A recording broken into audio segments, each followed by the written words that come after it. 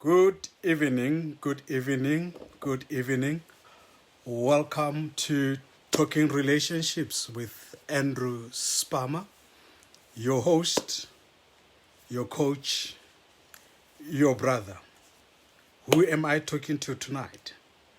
Please indicate if you are there, if you are joining me tonight, so that I can acknowledge you. It is important, ladies and gentlemen, that you share this broadcast on your page so that many people might benefit from this. So I want to check who is with me tonight. It is important. Thank you very much. Thank you very much for coming through. I want to acknowledge you. And I believe in whoever who is there. We carry on and we move on. And thank you very much for coming through. All right. Wow, what a day, what a day, what a day, what a day. The day that the Lord has made, and we rejoice and we are glad in it. Yes, we know that things are not that good, but we are together. Ndate Mahluku, thank you very much, my brother. You are doing a good job. Continue running that construction. You're doing a good job. You're employing people. Guys, this man is doing a good job in construction, so support him. Thank you very much, Shepard Sichie Papiki. Thank you very much for coming through, my brother. God bless you. Who else is there? Please indicate where you are watching from, and please share this broadcast so that we can educate and help our brothers and sisters, help relationships, help marriages, help those that are dating, help those that are looking, help those that are praying, so that they can act on their prayers, so that their faith must be mixed with action. Johanna Matlou, thank you very much for coming through. You cannot just pray for marriage and as a brother you don't propose. Right, faith must be mixed with actions. It is important. All right, thank you very much. Please indicate where you are watching from. Johanna Matlo, where are you watching from? Shepard, where are you watching from? All right, talk to me, talk to me. We are about to start. Please, ladies and gentlemen, let's share this broadcast. And thank you very much for all those that are continually sharing my status when I post something. You are encouraging me, because in as much as I'm encouraging you, I also need to be encouraged. And how am I encouraged? I am encouraged by you giving feedback. Thank you very much, Johanna from Sosville in Tshwane. Thank you very much, Johanna, for watching and coming through. Ladies and gentlemen, I'm not going to waste your time. I know that some of you might experience load shedding. Some of you are working on data there, but you're going to benefit from what I am saying tonight. All right. Now, Ausbusi Mahlangu, thank you very much for coming through. I want to start a little bit about the importance of childhood. How you grew up influences how you interact with people. How you grew up influences your relationships. It might be relationship with money, relationship with the opposite sex, relationship with authority, relationship with those that are around you. So I'll give you an example. Someone that has grown up in a relationship where the parents were abusive, that person can have a problem, challenges with authority. Someone that had to grow up where they have to defend their parents, where they move from being a child to an adult, where you are starting to get adult roles, like where you have now to intervene between your parents, that can affect how you relate later in life. Other things that can affect our relationship as we grow, allow me just to clean my camera a little bit quickly. Other things that can affect you as you grow is things like abuse.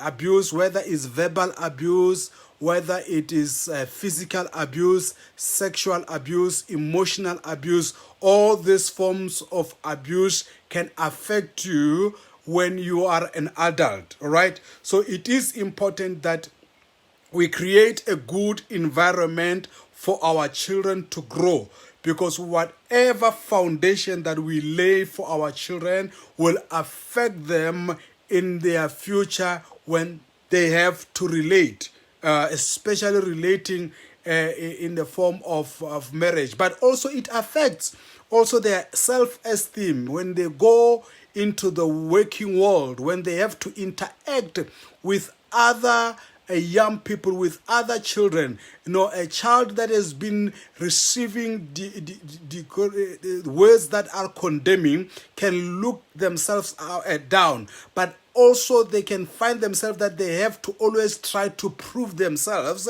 in order to prove a point to someone that is not even there in their lives. So you find that as a result, you struggle even in your childhood. So those kind of things affect your relationship. Last one quickly is that even the way you relate with money as you grow up, the way you have relate with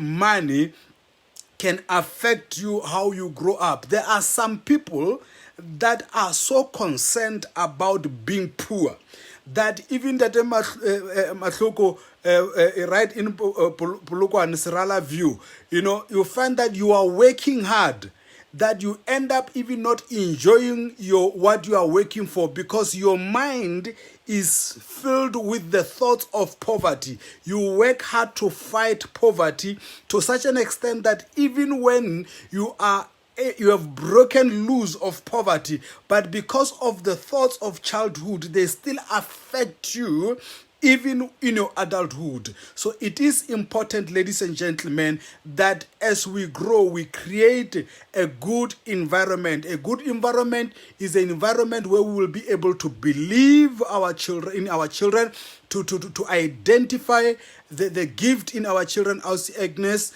to identify the gift in your child, affirm your child, affirm them, speak positively, speak words of life, find what they are good at and affirm it. Don't focus on what they are wrong. Where they are wrong, you are able to talk more about they are wrong more than you talk about what they are doing good. So it is important that children needs to be affirmed, and the person that needs to affirm a child is the parent. All right? It is important that as parents we believe in our children and we affirm them. So that was just a snake. And ladies and gentlemen, I'm going to intentionally start talking about children even when I talk about relationship, because if the foundation is not up to scratch, even the righteous will struggle to build. All right? The material can be good, but if we don't put up proper foundation for our children, we are building in vain. All right. Thank you very much. Now, when coming to relationship, we come together because we love one another. And we say we love one another because we've got the best interest for one another. Remember, there are people that are interested in you based on what they can gain from you. We are not in relationships to get something. We are in relationship to give. You get into a relationship to give. You give your love, you give your heart, you give your suggestion, you give your mind. So you cannot come into a relationship empty-handed. You come in a relationship having something to offer to the person that you are in love with. When you are busy counting that I want someone that is like this, like that, like that, like this, like that, the question is, what do you have to offer? What are you bringing into the relationship? What are you bringing into your spouse's life? All right? It is not just, having a list of demands, not being aware about what you are offering. Your body is not enough. Your beauty is not enough. Your muscles, your six-pack is not enough. There is more that you need to give. You go into relationship to build a future. You go into a relationship to build the other person, not about what you can get. And when you go into a relationship thinking about what you can get, you are going to get disappointed and you are going to hurt other people. All right. So it is important, ladies and gentlemen, that when we go into relationship, we think about what we are going to offer to the other person. And when you know what you are going to offer, you will be able to see what the other person can offer into your life, because you know what you are going to offer. And you can never know what you are going to offer into a relationship if you don't know yourself, if you don't love yourself. So it is important that you learn to love yourself. How do you love yourself? You love yourself by knowing that you are not a mistake. By knowing that God created you for a purpose, by understanding that you are fearfully and wonderfully made, and by knowing that His plans for your life are not to harm you but to prosper you. So having that understanding that you are the creation of God, that your parents might have made a mistake, but you are not a mistake. So having such an understanding will lead to self-love, self-appreciation. Okay, that is very much important. So when you go into a relationship, you must understand that you are there to offer something. And then the other thing that is also important from my book, True Love Through Conflict. Please, if you don't have the book, get yourself the copy of True Love Through Conflict. You can Google it. It is there, True Love Through Conflict. You can buy it on Amazon. You can get it there. Get yourself a copy. But when I talk about true love through conflict, what I'm saying is that no matter how much you may love each other, you are going to have differences because you don't think the same, you did not grow up in the same household, you don't see things the same, and because you don't see the things the same, then you will differ. Now it is important that when you differ in a relationship, you don't take things personal. And why would you not take things personal? You don't take things personal because when my spouse look at the issue, they don't attack me, they talk to the issue at hand. So most of the time we make mistake by attacking the person more than talking about the issue that has happened. All right, tackle the ball, don't tackle the player. If you tackle the player, we give you a red card. So when I did not cook well, talk about the cooking, don't talk about me, because I'm not the cooking. When I did not perform well, talk about the performance, not about me. Don't attack the person, but talk about the thing that has gone wrong. And I want to say to you, the only time in a relationship where you use you, when you are saying you Andrew did this, you Nomsa did this, the only time when you have to use you, it is when you are appreciating someone. Only time when you have to say you is when you are appreciating someone. When the only time when you are hurt, when I've hurt you, it is the time where you are saying I am not happy about what has happened. This is what I felt when you did this. But when I say you, I should be saying that you are beautiful. You did well. I appreciate you. So in the midst of something that is not dwelling well with you, something that is not making you happy, talk about your feelings, how you feel. And let me tell you, ladies and gentlemen, when your partner talk about their feelings, it is not for you to correct their feelings, because they are talking to you. Your partner is talking to you about what he or she is feeling. She's saying to you that I'm not happy that you arrived late. Okay, you were late to collect me. So when someone says I'm not happy, it is for you to acknowledge their pain and apologize, all right? And find ways how you can make it right. Because that is what they are feeling. When I'm telling you that you are standing on my toe, all right? It is for you to acknowledge, okay, so I did not realize that, and you move. You cannot say, but I'm not standing on your toe because I'm the one that is feeling the pain. So it is important in a relationship, as we grow our relationship, to acknowledge each other's pain and find ways to correct our mistake. And we cannot do it alone. We do it in consultation with the person that we have had. All right. It is important also in relationship that learn to choose your battle. Learn to choose your battles. Not everything is about winning. We are not in competition in relationship, but we are complementing one another. We are not fighting against each other, but we are in relationship to build each other. There are certain things that if it is not worth it, let it go.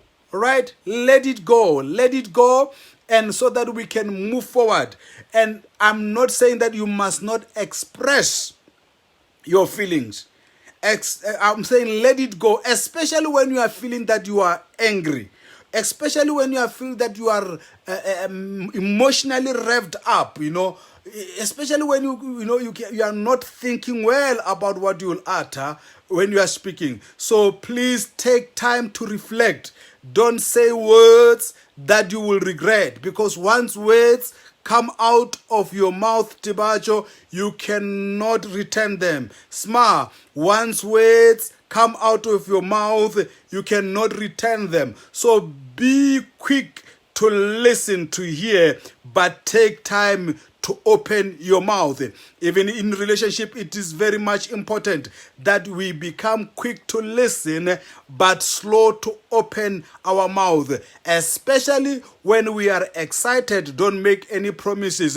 Especially when we are angry, don't be quick to pop out words, because once you pop out words, you might say words that you will regret, and words cannot be returned back. So choose your battle wisely in a relationship, Luis. Thank you very much for coming through. So it is not every battle, it's not every argument in a relationship that you must win. There are some that you must just let go.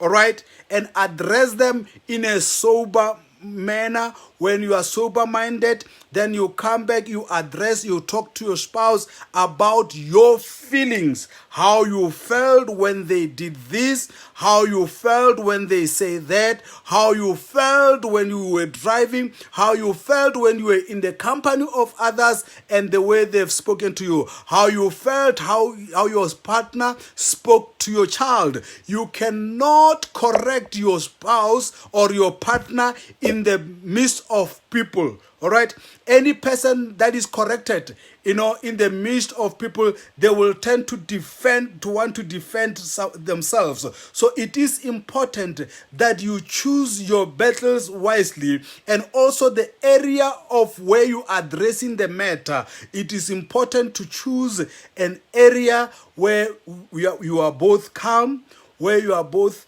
able to speak to one another. And if you feel that you are too much emotional, take a deep breath, ask for time out, that I cannot talk at this time, I'm not feeling that I can talk, please allow me to gather my thoughts, because you are avoiding, Palesa, to say things that you will regret.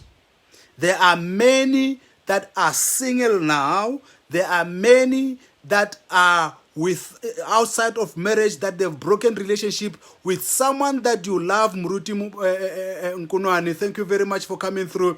You broke up with someone that you love because you were just emotional. You did not allow to gather your thoughts, to gather your emotion in the midst of that rage, in the midst of that anger, and you end up saying words that you regret. Okay, so it is important that let us learn to control our mind, our thoughts. Let's control, let's be quick. Let's be quick to hear and slow to speak. All right. And also I want to say that there are some of us that are struggling with the pains that we have going through, especially when we are stressed.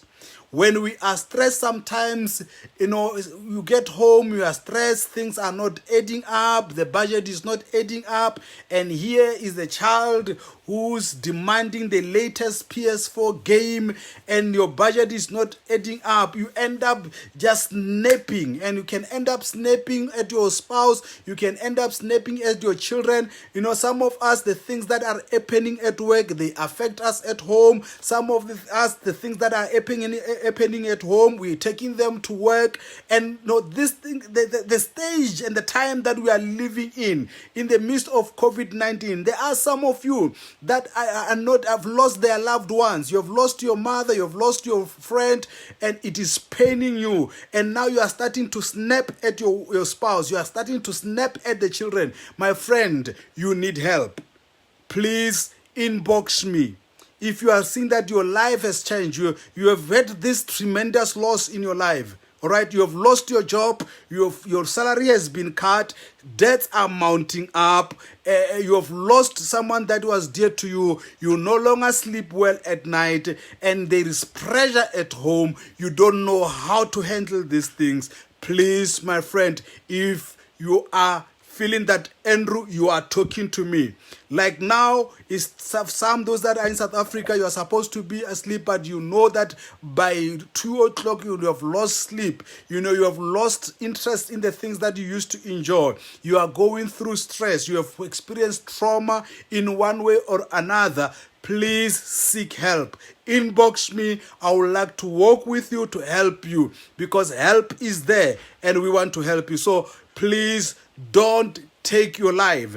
Don't take your life because of the pressures that you are facing at home, the pressures that you are facing at work, the pressures that you are facing in ministry, the pressure that you are facing in marriage. Please seek help, and we are here to help you. Okay, so it is important, ladies and gentlemen, that we know how to deal with pressure, stress that we are facing, because stress can affect how you respond to a situation. Mr. Francisco Shabalala, stress can affect the way you respond to your children.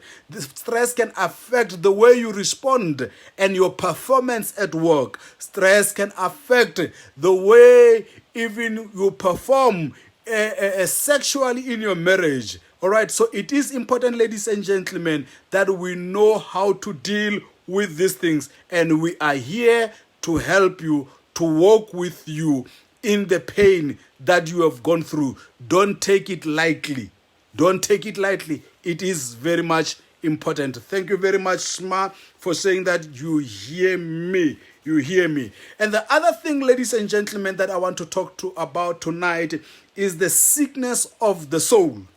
The sickness of the soul. What are you talking about, Andrew, when you are talking about the sickness of the soul? The sickness of the body, pain that you are feeling in the body, is better because you can take certain medication to deal with it.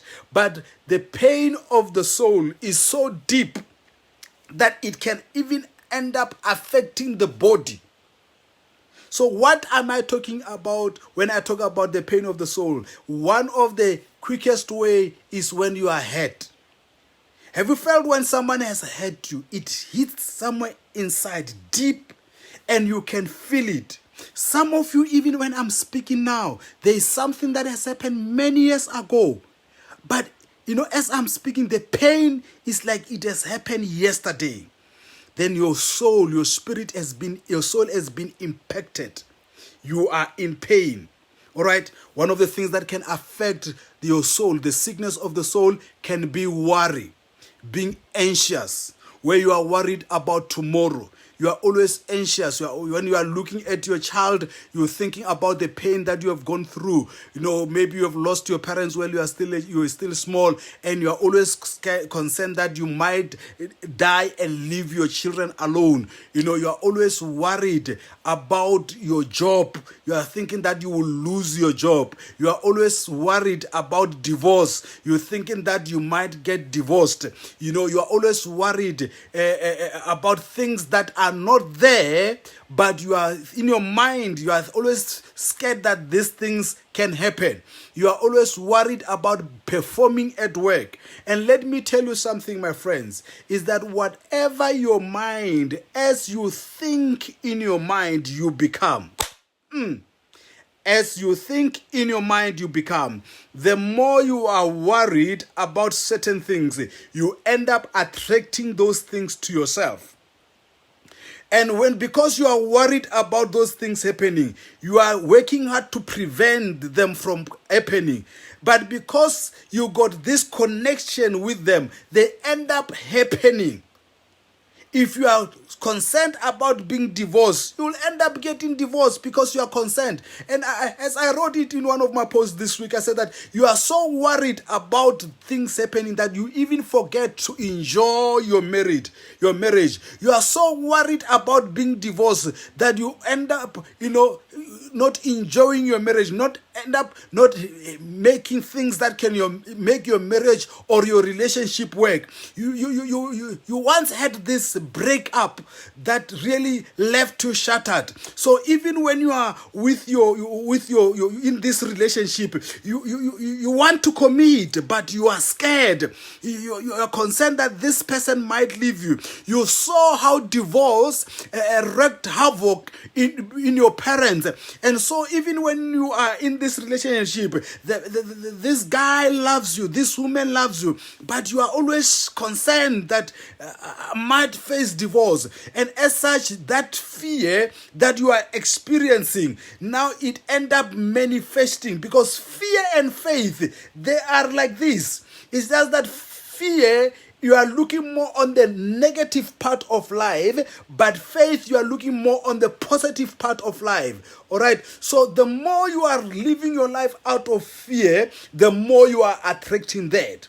All right. The more you are attracting that which you are scared of, the more you are attracting that which you don't want to happen. You don't want it to happen, but because you are thinking more about it, you are always trying to protect yourself against it, you end up attracting it, and you lose the opportunity to enjoy life. All right. So it is important, ladies and gentlemen, that we really get healed in our soul. We get healed from anxiety. We get healed from worry. We get healed from things like losing your job, all these things that get us worried. But the other thing that can also hinder and destroy the soul, and I want to say this categorically, you cannot hate any person.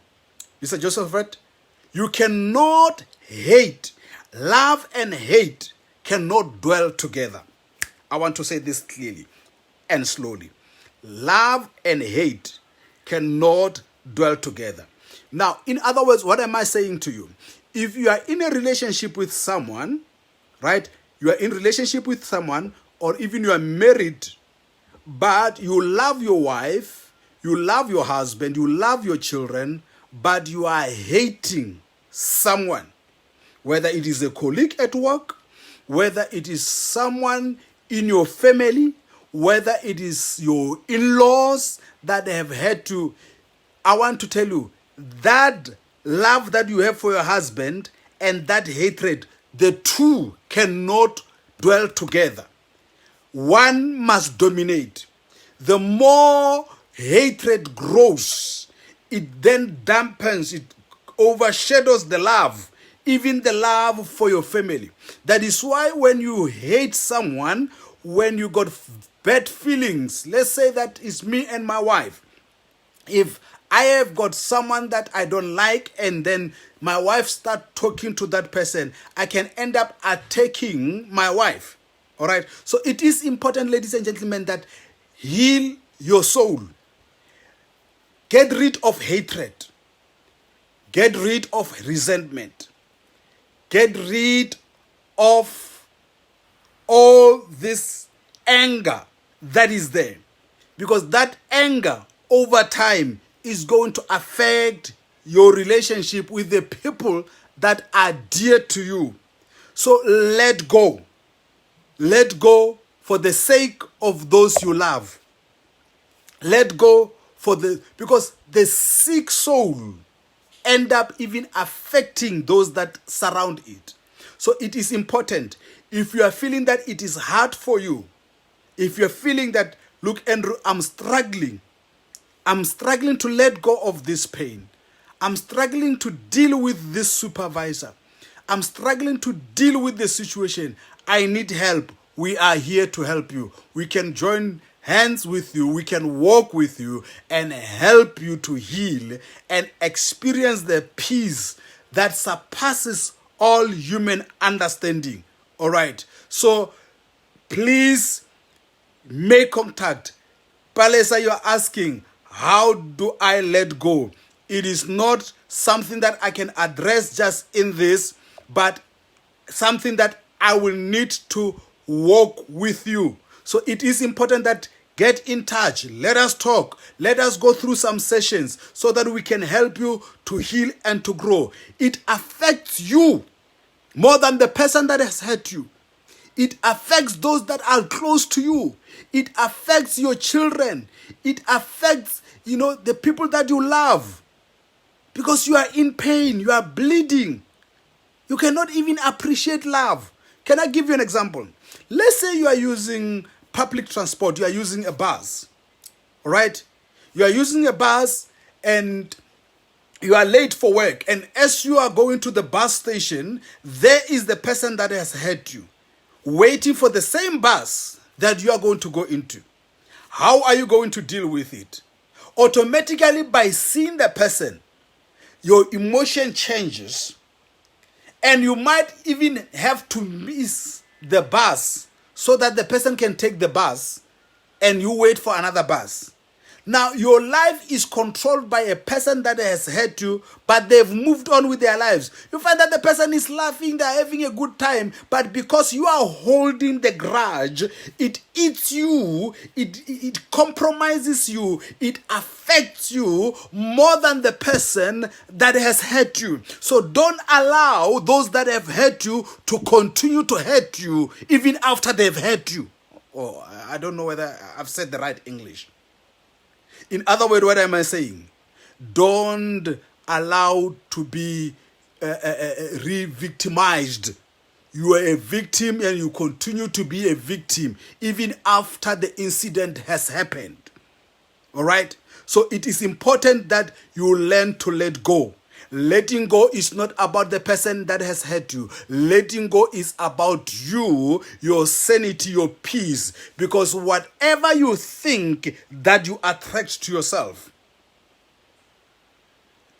If you don't forgive that someone that has hurt you, someone that gave you a red card without even explaining why they're dishing you like that, why they could just dump you like that, if you don't let go of that pain, you will attract more people who will just come into your life and give you a red card without explaining. And you end up thinking that you've got bad luck. No, you are not having a bad luck. It's just that your mind is still dwelling on the pain that you have gone through in your life. Are we together, ladies and gentlemen?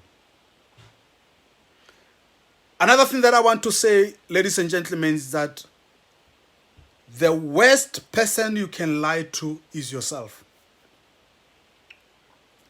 The worst person that you can lie to is yourself. The lie that you tell is the lie that you tell to yourself and you believe it.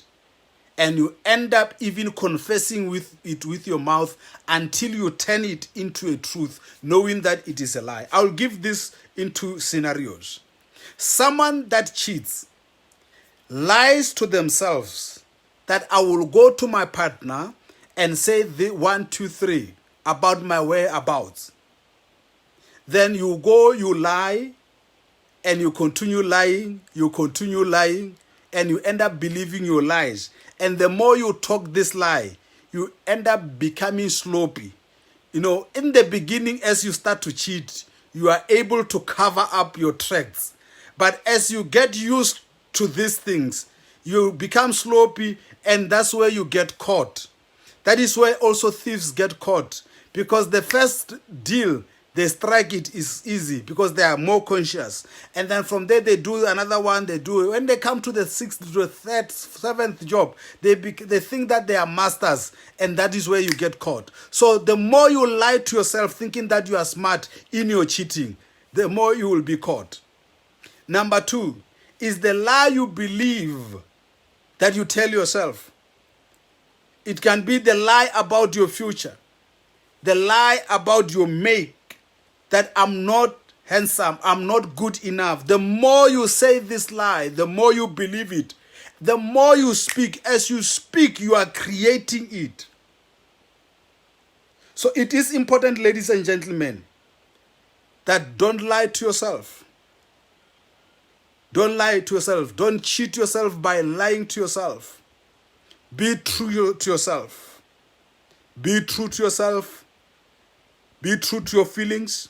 If you are not happy, sit down with your spouse, sit down with your partner, and tell them that I am not happy. You are true to yourself. You love yourself. You take care of yourself. You take care of your emotions. You take care of your feelings. Because you love yourself. You know your worth. You know what you deserve. You know that I am worth it. And I'm not going to settle for anything less, because I know how to look after myself. And if it is not up to scratch, I will express myself. I will not fight you, but I will express my feelings. You don't have to degrade someone to express your feelings. You can talk about your feelings without telling someone that they are useless, they are a fool, they are good for nothing. Once you say those words now, you are attacking. But you can talk about what you feel in the relationship and also provide. All right, Tabo, thank you very much for coming through. Bumatiza, thank you very much for coming through. All right? You can express yourself without demeaning the other person, but be true to yourself. Be true to your feelings, especially when coming to the relationship. Okay? Don't go in a relationship empty. You will be hurt. Don't go into a relationship with a list of expectations, without any list of the things that you can give towards the relationship. All right? So as I come to the end, remember, I said this in my last talk and I will continue repeating it. It is very much important. Ladies and gentlemen, you don't have power to change anyone but yourself. You cannot change your spouse. You cannot change your children. You cannot change anyone, but you got power to influence them. You can only influence someone that they can change their mind, but you cannot change anyone. There are some of us that are praying and binding and casting the devil out of our spouses because we want to change them. Some of us, we are binding, casting the devil out of our children because we want to change them. And we don't want to practice love. But we think that by casting out demons, we will change. Look, casting out demons must go hand in hand with love. Deal with the devil, but your spouse is not the devil. Deal with the devil, your child is not the devil. Pray. Never, can I talk to the Christians a little bit here? Never sit there, kneel down, and start casting and talking about the devil when you are busy praying for your spouse. Busy praying for your spouse, you are calling the devil, you are calling all the demon and everything. How is that person taking it? but speak live. Speak things that are true, things that are praiseworthy, that when they hear your prayers, Paul says that they will be exalted. They can learn. Paul says that let the prophecy build the person that is hearing your prayers. That is why I have, when I pray with my wife, I pray in such a way that I pray she must hear me praying for her. And then when she prays, I must hear her praying for me. Can you pray for your wife? Can you pray for your spouse and tell God how wonderful they are, how caring they are? It's not just a message to God, it's a message to your spouse. Hold their hands, pray. As they go to work, bless them. Pray for the good ideas, all right? So it is important, ladies and gentlemen, that as we build this relationship, let us start to build a relationship with ourselves, and a relationship with ourselves, and God will lead to a relationship with the person that we love. Okay? So it is important that you cannot change a person. The only person that you've got power to change is yourself. And what am I saying here? The most, I don't know whether it's a good, but most difficult thing that God has given men is the power to make choice. Even God himself says, I put before you life and death, but I advise you to choose life. So who are you? Even when you got a good advice, you cannot force me. Even though you got a very good advice, you cannot force me to take what you think it is good. I've got the power of self-determination to choose what I think is good for me. So give me advice, allow me to make the choice. And if I make the choice that is not in line with what you think that is good, still love me with my choice. If I go and bend my finger, though you have warned me, still love me even after that. If you are a Christian, you will understand very well what I'm talking about. Many of us as parents, we need to love our children even though they've made wrong choices in life. Even though your husband has made a wrong choice, has made a wrong turn, and you warn them that, honey, you are making a wrong turn, but they were stubborn. Even after that stubbornness, he still deserves your love, he still deserves your respect. Even when your spouse has made a wrong business choice that has cost you some money, they still deserve your love. They still deserve grace and mercy from you. That is now true love. That is now real love. Where you advise a person and they go against your advice and they go and bend their fingers, come back crying, you still embrace them like the prodigal son did. If we can have this kind of love in our relationships, I'm telling you, we will go far. Look at you. You are angry. You don't stop reminding your spouse. You don't stop reminding your children of the wrongs that they've done 5 years, 6 months ago. You still reminding them. You cannot stop punishing them. So make a choice today to let go. Love and hatred cannot dwell together in the same house. Love and resentment cannot live together in the same heart. All right? Love and anger cannot live together in the same house. So make a choice today. Who will you serve?